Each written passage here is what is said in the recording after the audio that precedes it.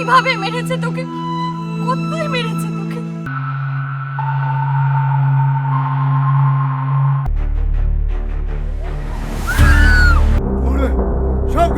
সবগুলো একসঙ্গে আমার মনে হয় ওই পাগলটা কিছু বলতে চাইছে, বুঝলে?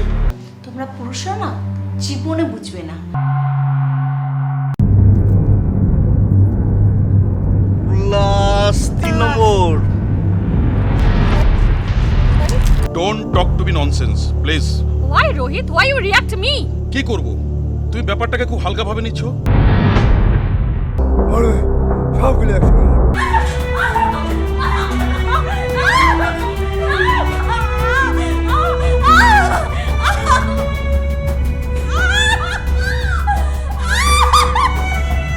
এই, এই, এই!